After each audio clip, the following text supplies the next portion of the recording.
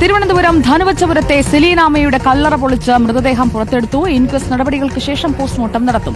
മകൻ രാജുവിന്റെ സാന്നിധ്യത്തിലാണ് കല്ലറ പൊളിച്ചത്. അഷിൻ ഡിയാഗോ നൽകും വിവരങ്ങൾ. അഷിൻ ഡിയാഗോ, ഇപ്പോൾ കാര്യങ്ങൾ എവിടെ വരെ എത്തി? സംശയങ്ങൾ നീക്കുന്നതിനായി കല്ലറ തുറന്നിപ്പോൾ മൃതദേഹം പുറത്തെടുത്തിരിക്കുന്നു. ഇൻക്വസ്റ്റ് തുടങ്ങി.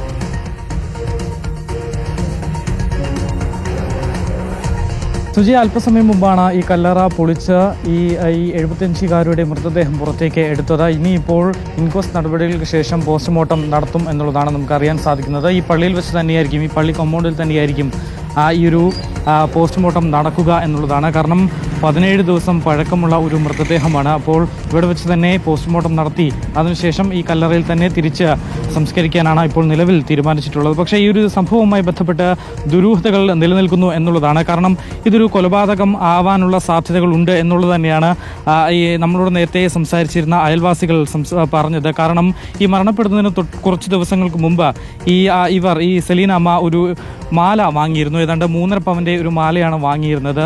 ഇവർ തനിച്ചാണ് താമസിക്കുന്നതെന്നും അതുപോലെ ഈ മാല വാങ്ങിയ വിവരം അറിയാവുന്ന ആരെങ്കിലുമാണ് ഈ ഒരു കൊലപാതകം നടത്തിയിട്ടുണ്ടാവുക എന്നുള്ളതാണ് ഇവരുടെ സംശയം. മാത്രമല്ല ഇവരുടെ സംശയം ബലപ്പെടുത്തുന്ന മറ്റൊരു കാര്യം, ഈ കുളിപ്പിക്കുന്ന സമയത്ത് ദേഹത്താകെ പാടുകളുണ്ടായിരുന്നു, ചതവുകളുണ്ടായിരുന്നു എന്നുള്ളതാണ്. നമുക്കൊപ്പം സെലീനാമ്മയുടെ അയൽവാസിയായ ബാഹുലയൻ ചേട്ടനുണ്ട്. 3 വർഷമായി സെലീനാമ്മയെ ഈ ചേട്ടനെ അറിയാമെന്നുള്ളതാണ്. ചേട്ടാ, ഇത് നിങ്ങൾക്ക് സംശയം തോന്നാനുള്ള കാരണം എന്താണ്? സെലീനാമ്മ താമസിക്കുന്നത് എൻ്റെ വീട്ടിൻ്റെ 4ാമത്തെ വീടാണ്. 3 കൊല്ലമായി അവർ വസ്തു വാങ്ങിച്ച് അവിടെ ധനുവച്ചപുരത്ത് വന്ന് താമസിക്കുന്നതാണ്. അതിനുശേഷം സെലീനാമ്മ എൻ്റെ വീട്ടിലൊക്കെ വന്ന് മിക്ക ദിവസവും ഇരിക്കുന്ന കാണുന്നുണ്ട്.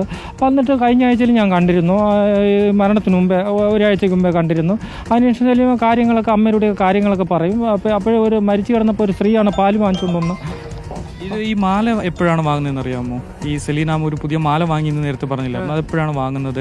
ഒരു 2 ആഴ്ച ആവുള്ളൂ. സ്വർണ്ണമാല 3.5 പവന്റെ മാല വാങ്ങിച്ച് കഴുത്തിലിട്ട് നിന്ന് അടുത്തുള്ളവരൊക്കെ പറയുന്നുണ്ട്. പിന്നെ ആ മാല കാണാനില്ല. കിൽറ്റ് മാല കൊണ്ടിട്ട് ആ മാല ഉരിയെടുത്തുകൊണ്ട് പോയി. അതുപോലെ ഒരു വളയും കിൽറ്റാണ് കൊണ്ടിട്ടുന്നത്. പിന്നെ ദേഹത്ത് കുറച്ച് പാടുകളൊക്കെ ഉണ്ട്, മുറിവും ചതവും ഉണ്ടായിരുന്നു, മുഖത്തും പാടുകളും ഉണ്ടായിരുന്നു എന്ന് പറഞ്ഞു. അന്ന് കുളിപ്പിച്ചപ്പോൾ അവിടുത്തെ സ്ത്രീകളെ പറഞ്ഞതാണ്. അതിനുശേഷം 4 ദിവസം കഴിഞ്ഞാണ് പാറശാല സ്റ്റേഷനിൽ കേസ് കൊടുക്കുന്നത്. പിന്നെ പോലീസ് അന്വേഷണം തുടങ്ങിക്കഴിഞ്ഞു.